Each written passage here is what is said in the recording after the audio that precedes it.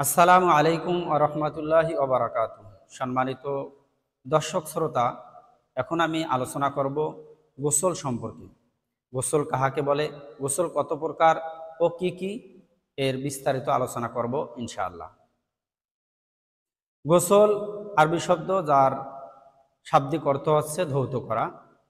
পরিভাষায় পবিত্র পানি দ্বারা পবিত্রতার নিয়তে আল্লাহ তাআলার নৈকট্য হাসিলের উদ্দেশ্যে মাথা হতে পা পর্যন্ত ভালোভাবে ধৌত করাকেই গোসল বলা হয়। এই গোসল সম্পর্কে আল্লাহ সুবহানাহু ওয়া তাআলা সূরা মাইদার ৬ নম্বর আয়াত এবং সূরা নিসার ৪৩ নম্বর আয়াতে বর্ণনা করেছেন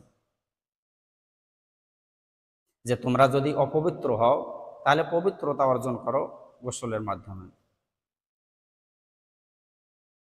গোসল ৪ প্রকার। ১ নম্বরে হচ্ছে ফরজ গোসল।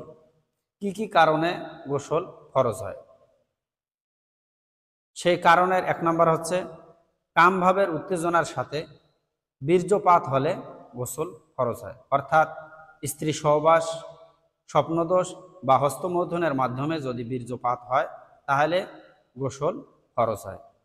২য় নাম্বার হচ্ছে মহিলাদের ঋতুস্রাব শেষ হয়ে গেলে তার উপর গোসল ফরজ হয়। ৩য় নাম্বার হচ্ছে মহিলাদের নিফাস বন্ধ হয়ে গেলে তার উপর গোসল ফরজ হয়।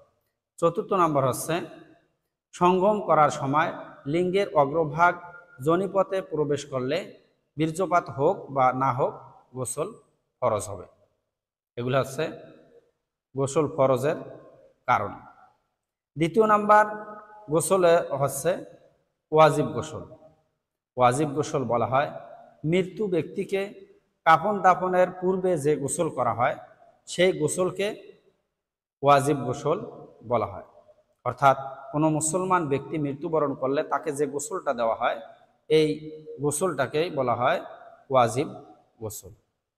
কোনো অমুসলিম, ২য় নাম্বারে হচ্ছে কোনো অমুসলিম ইসলাম ধর্ম গ্রহণের ইচ্ছা করলে তাকে যে গোসল করানো হয় সেই গোসলকেও ওয়াজিব গোসল বলা হয়।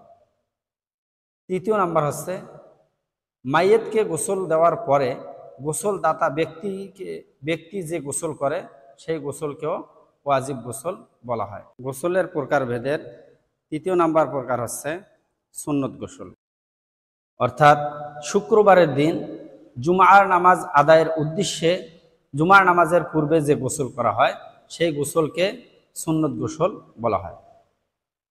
আবার ২ ঈদের দিন ঈদুল ফিতর এবং ঈদুল আজহার দিনে ঈদের নামাজ আদায়ের উদ্দেশ্যে ঈদের নামাজের পূর্বে যে গোসল করা হয় সেই গোসলকেও সুন্নত গোসল বলা হয়। তারপর আরাফার দিনে আরাফার ময়দানে উপস্থিত হওয়ার জন্য যে গোসল করা হয় সেই গোসলকেও সুন্নত গোসল বলা হয়। তারপর এরকমভাবে হজ এবং উমরাহ করার উদ্দেশ্যে ইহরাম বাঁধার পূর্বে যে গোসল করা হয় সেই গোসলকেও সুন্নত গোসল বলা হয়। গোসলের প্রকারভেদের ৪র্থ নাম্বার প্রকার হচ্ছে মুস্তাহাব গোসল। আমরা দৈনন্দিন যে গোসল করে থাকি এই গোসলকে মুস্তাহাব গোসল বলা হয়। তারপর শবে বরাত, শবে কদরের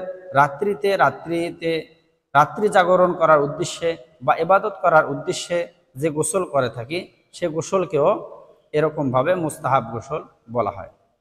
কোনো মানুষ বেহুশ হয়ে গেলে হুশ ফেরার পরে যে গোসল করা হয় সেই গোসলকেও মুস্তাহাব গোসল বলা হয়।